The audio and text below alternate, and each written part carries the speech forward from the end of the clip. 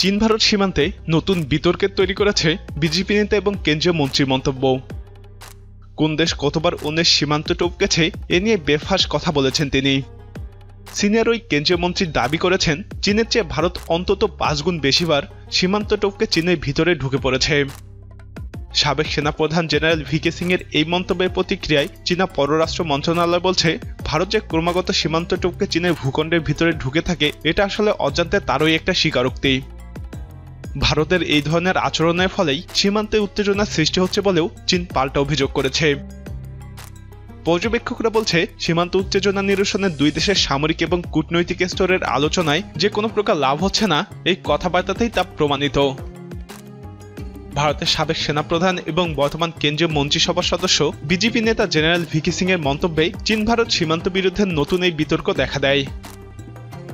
ভারতীয় ভূখণ্ডের ভিতরে ঢুকে পড়ে চীন নানা ধরনের স্থাপনা তৈরি করছে কিনা সাংবাদিক সম্মেলনে জেনারেল ভিকে সিংকে এই প্রশ্ন করা হয়। সাংবাদিকদের শান্ত করতেই তিনি হুট করে জবাব দেন, চীন যদি ভারতে ঢুকেও পড়ে থাকে তাহলে ভারত অন্তত 5 গুণ বেশিবার চীনের ভিতরে ঢুকেছে।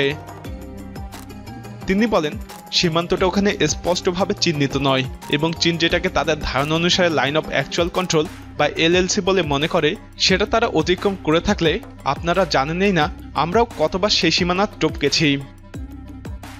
আমরা যেটাকে এলএলসি বলে মনে করি সেটা টপকানোর কথাই বলছি। যদিও ভারতটা কখনো ঘোষণা করেনি, চীনা সংবাদ মাধ্যমও তা কাভার করেনি, কিন্তু এতটুকু আপনাদের বলতে পারি, চীন যদি ধরে নেই 10 বার এলএলসি টপকেছে তাহলে আমরাও কমপক্ষে 50 বার সীমানা টপকেছি। তার এই মন্তব্যকে প্রায় লুফে নিয়ে চীন প্রতিক্রিয়া দেয়, আসলে ভারতের এই ধরনের সীমান্ত অতিক্রম করার ঘটনাই দুই দেশের মধ্যকার ডিফ্যাক্টো সীমান্ত অঞ্চলের উত্তেজনার মূল কারণ। চীনের পররাষ্ট্র মন্ত্রণালয়ের মুখপাত্র ওয়াং ওয়েনবিন বলেন, ভারতীয় পক্ষ আসলে তাদের অজান্তে একটা স্বীকারোক্তি করে ফেলেছে। তিনি আরও অভিযোগ করেন, চীনা ভূখণ্ড দখল করার চেষ্টায় ভারতীয় সেনারা বহুদিন ধরেই সীমান্ত পেরিয়ে ভিতরে ঢুকে থাকে এবং সবসময় গণ্ডগোল এবং সংঘাত বাধাতে যায়।